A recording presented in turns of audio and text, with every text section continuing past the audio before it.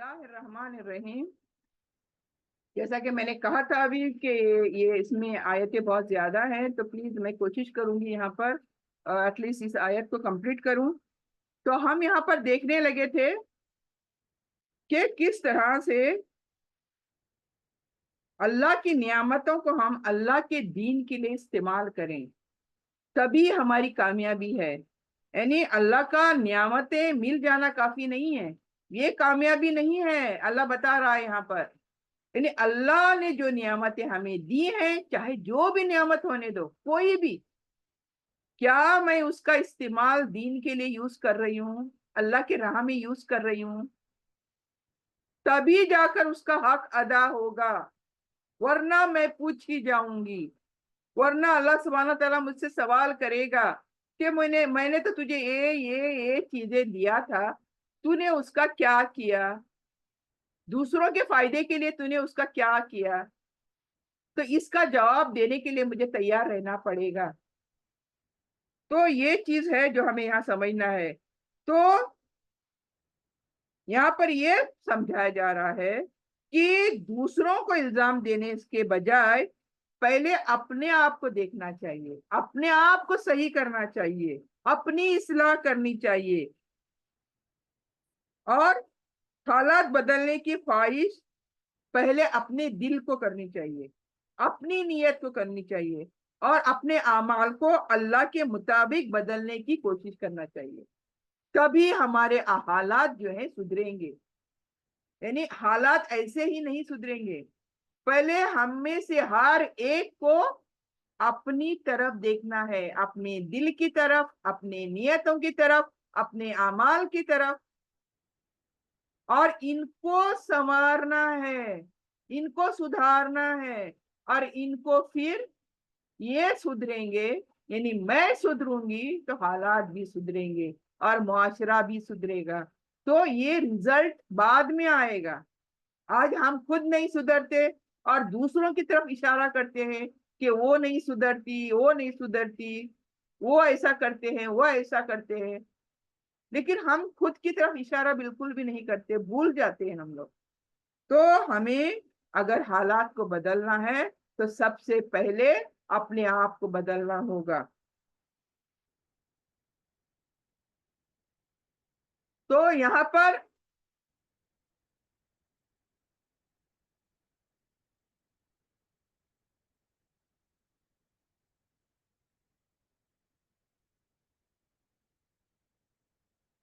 Fifty three आयत 54 तक आयत हम करते हैं और खत्म करते हैं इंशाल्लाह। कदाब आल फिरऔन वल्लज़ीना मिन क़ब्लिहिम कज़्ज़बू बिआयाति रब्बिहिम फअहलकनाहुम बिज़ुनूबिहिम व अग़रक़ना आल फिरऔन व कुल्लुन कानू ज़ालिमीन। यानी यहाँ पर अल्लाह ताला क्या फरमा रहे हैं, उनका हाल फिरौन वालों और उनसे पहले लोगों जैसा है। उन्होंने अपने रब की आयत को झुटलाया, तो हमने उनके गुनाहों के सबब इन्हें हलाक कर दिया और फिरौन वालों को गर्क कर दिया, और वो सब जालिम थे।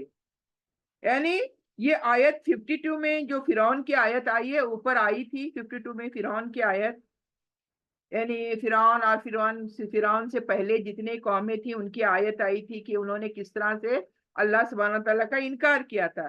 तो यहाँ पर बताया अल्लाह ने कि किसी कौम की नियामत इस वक्त तक नहीं बदलता जब तक वो खुद अपनी हालत नहीं बदलते। यानी हम अगर अपने आप को बदलते नहीं तो अल्लाह ताला किसी की भी हालत बदलता नहीं है। तो अब ये आयत जो है 54 हकीकत में मजीद वाज़े करती है कि दोबारा फिरौन की मिसाल दी गई है, यानी कदाब आल फिरौन वल्लज़ीना मिन क़ब्लिहिम, यानी फिरौन की कौम और इससे पहले की कौमों का तरीका भी यही था। कौन सा तरीका? जो अभी अभी हमने ऊपर जाना, यानी अल्लाह ने इन्हीं नियामतें दी थी, भरपूर नियामतें दी थी, रसूल भी भेजे थे उनके लिए, और अपनी निशानियां भी अल्लाह ने दिखाई थी, लेकिन इन्होंने हक को कबूल करने से इनकार कर दिया। ऊपर से सरकशी करी अलग नहीं, बल्कि इनकार भी किया, ऊपर से सरकशियां जिद हर डरमी की वो अलग। कज़्ज़बू बिआयाति रब्बिहिम, इन्होंने अपने रब की बात को झुटलाया। यहाँ सिर्फ अल्लाह की आयत नहीं है, अपने रब की आयत फरमाया गया है। अल्लाह ने ये नहीं कहा कि अल्लाह की आयतों को झुटलाया, नहीं, अल्लाह ने अल्लाह की यानी अपने रब की आयतों को झुटलाया, ये यहाँ पर जोर दिया गया है। फअहलकनाहुम बिजुनूबिहिम, फिर अल्लाह क्या कहता है देखें, इसमें एक खूबसूरत इशारा भी है जो कहा गया है ना, रब की आयतों को झुटलाया मतलब क्या? यानी रब ने इंसान को पैदा किया है, उसकी फिर परवरिश भी करी है, और फिर उसको नियामतें भी अता की हैं। कौन? रब ने। और हिदायत का रास्ता भी दिखाया रब ने। तो इसी की निशानियों को झुटलाना कितनी बड़ी नाचुकरी है।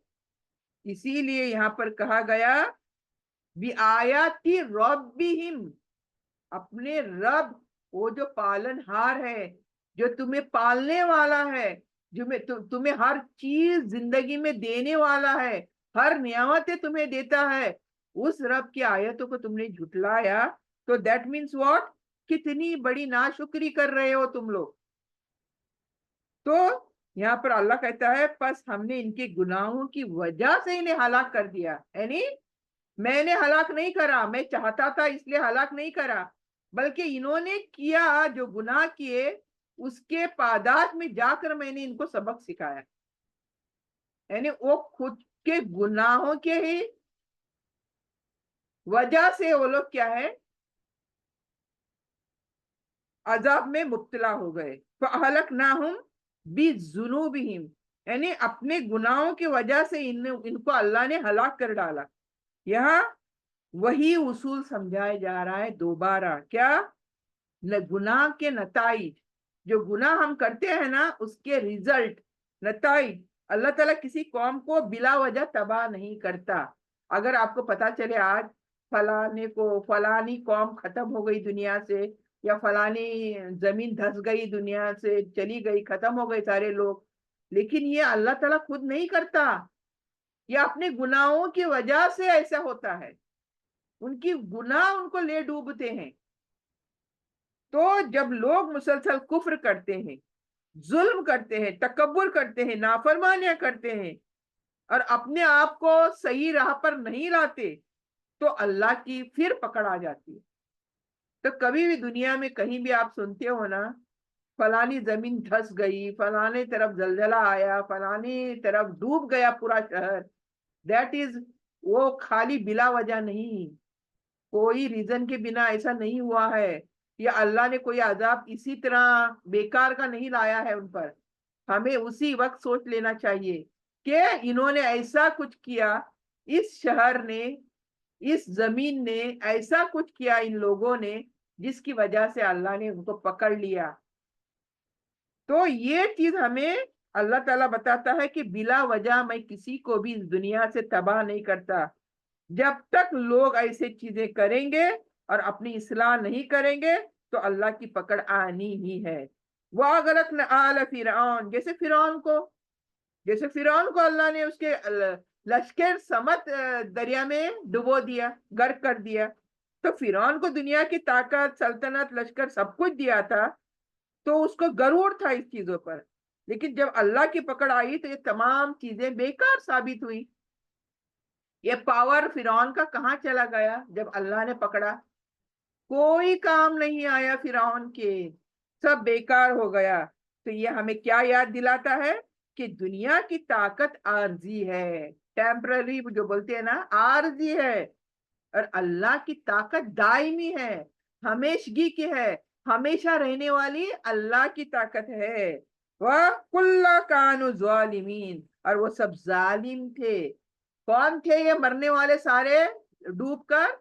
फिरौन और फिरौन की लश्कर, ये जालिम लोग थे। जुल्म किसी दूसरे इंसान पर ज्यादती करने की नाम नहीं है।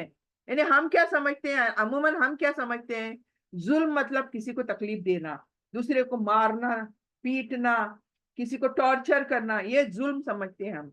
जुल्म इतना ही नहीं है, ये एक नाम है जुल्म, एक नाम, एक पार्ट है ये। जुल्म मतलब क्या? اللہ کے حق کو نہ ماننا، اللہ کی سچائی کو نہ ماننا بھی ظلم ہے. یعنی حق کو جھٹلانا، سچائی کو جھٹلانا، اور اللہ کے ساتھ شریک کرنا کسی اور کو، کسی ذات کو اور ذات کو شریک ٹھہرانا اللہ کے ساتھ، اور نافرمانی پر اصرار کرنا بھی ظلم ہے.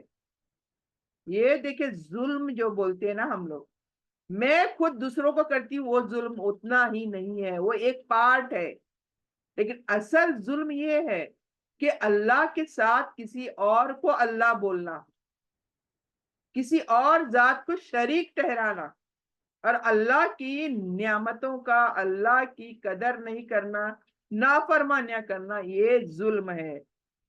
انہوں نے اپنے اوپر ظلم کیا کیونکہ اپنے غلط اعمال کے ذریعے اپنے انجام کو خراب کر لیا.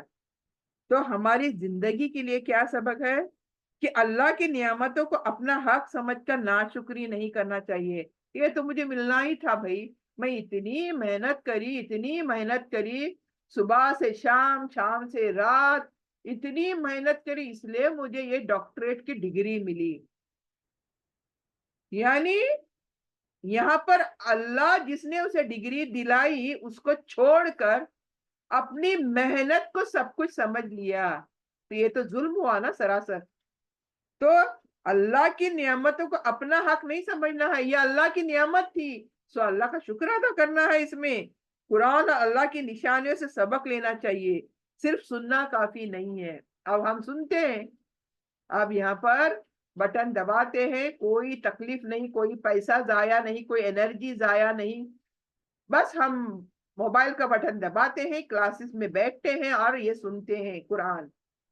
تو یہاں پر ہمیں سننا ہے ایک نیت کے ساتھ کہ ہم اپنا قرآن کے مطابق سدھار کریں گے، اور نظر آنا چاہیے سدھار نظر آنا چاہیے کہ ہم قرآن والے ہیں، ہم قرآن کو سننے والے ہیں. نظر کیسے آئے گا؟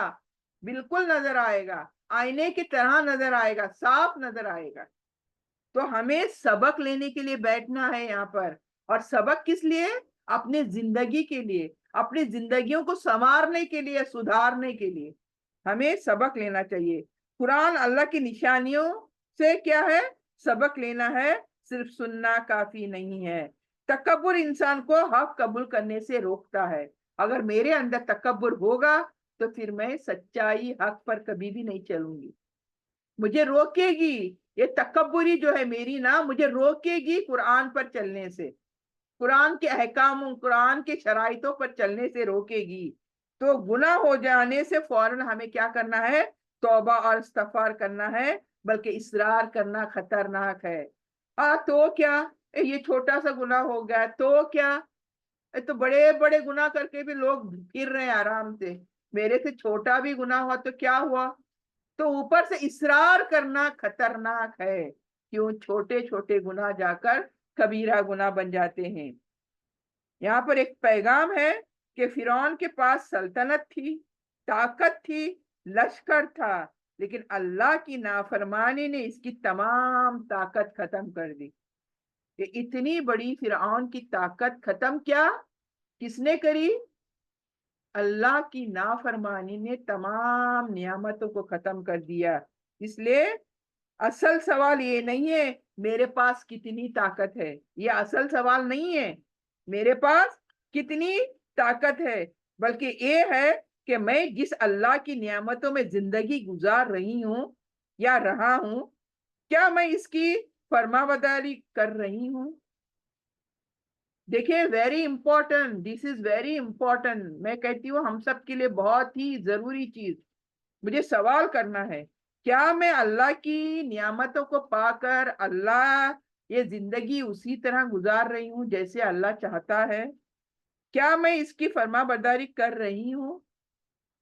تو یہ آیت ہمیں نعمتوں کی کیا قدر کرنا، نعمتوں کی شکر کرنا، عاجزی اور اللہ کی اطاعت کی طرف بلا رہی ہے.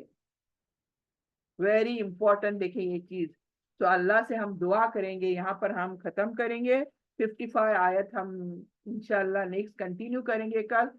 تو اللہ سے یہی دعا کریں گے کہ آج جتنی بھی سبق سیکھے ہیں نا، ویری ویری امپورٹنٹ، بہت ہی خاص سبق سیکھے ہیں ہم نے، کہ ہماری زندگی کیسی ہو، اللہ کو راضی کرنے کے لیے ہمیں کیا کرنا ہے، یہ ہمیں جاننا ہے، سیکھنا ہے، سمجھنا ہے، اور پھر عمل کرنا ہے۔ اور یہ تمام چیزیں اس کلاس میں، اس قرآن کی کتاب میں تمام چیزیں ہمیں موجود ملیں گی۔ تو انشاءاللہ اللہ تعالیٰ جیسے جیسے وقت دے گا، ہم اللہ کی کتاب کو کھول کھول کر بیان کریں گے، سمجھیں گے، سمجھنے کی کوشش کریں گے، اور عمل کرنے کی کوشش کریں گے۔ اللہ سے دعا یہی کرتی ہوں کہ خالی سننے سمجھنے تک نہیں، بلکہ اللہ سبحانہ تعالیٰ ہمیں ان پر چلنے کی، عمل کرنے کی توفیق دے، اور جب تک زندہ رکھے ہمیں دین، ایمان اور اسلام پر زندہ رکھے، اور خاتمہ ہو تو خاتمہ بالخیر ہو۔ ربنا تقبل منا انک انت السمیع العلیم وتب علینا انک انت التواب الرحیم۔ صلی اللہ تعالی علی خیرہ خلقہ محمد وآلہ وصحبہ اجمعین۔ سبحان ربک رب العزت عما یصفون وسلام علی المرسلین والحمد للہ رب العالمین۔ آمین آمین برحمتک یا ارحم الراحمین۔ سبحانک اللہم بحمدک، نشہد ان لا الہ الا انت، نستغفرک نتوب الیک۔ جزاک اللہ خیر۔ السلام علیکم ورحمۃ اللہ وبرکاتہ۔